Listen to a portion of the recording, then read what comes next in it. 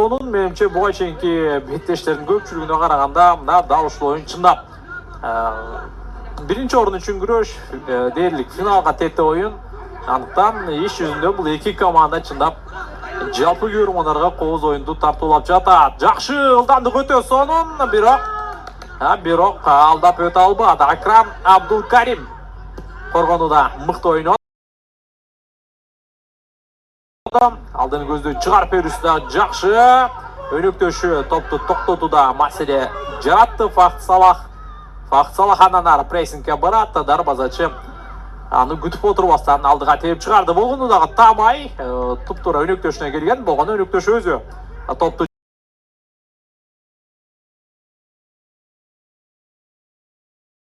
жөндөй албады. Кайрадан Емен чабылды. Алдынан тосуп чыга турган эч ким жок. Сол канатка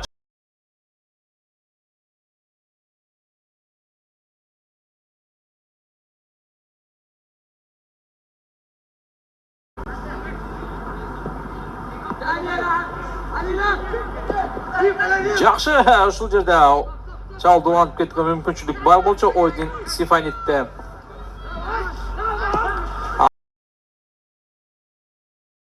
ал ортодо эмне болду? Жаракатпы же тактикалык өзгөртүүбү?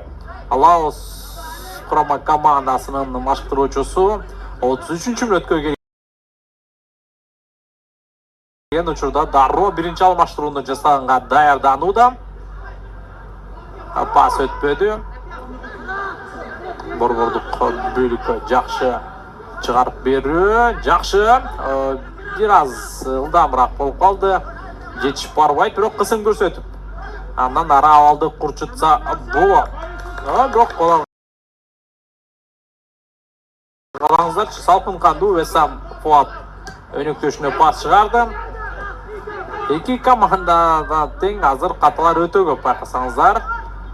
Жалгыз өзү кирип бара жатат. Эки оюнчудан жазгырды. Үчүнчү оюнчуну жана андан ары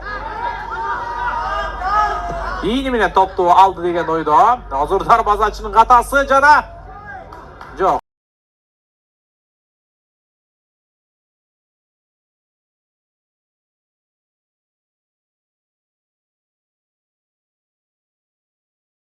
Сидхилак Чантамали офсайдта калып калган.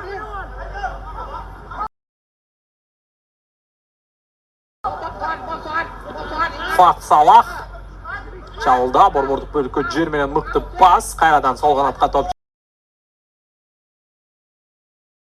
жетип келди. Бул иретти жок. Бул ирет жазгырды бир оюнчуну. Эмичи кайрадан Фахт Салахка бир оюнчу жазгырды. Керемет уза турган сокку жана дагы бир сейф. Дагы бир сокку. Бул ирет коргоочуга тийип артта кайтты. Дагы бир алыстан сокку жана керемет. Санхам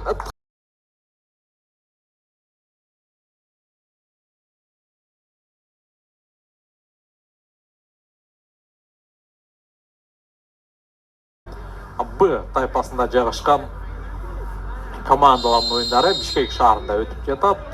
Дөлөн Өмүрзаков атындагы Борбордук стадионунда жана ошондой эле параллелдүү беттештер 5 күнгө айылындагы Достук аренада дагы болгонун айтып кетели. Жана тандоо этабындагы эң акыркы оюн, акыркы тур, акыркы оюн жолдомонун тагдырын чече турган беттеш Емен бул ак түстөгү форма менен, Лаос кызыл түс менен.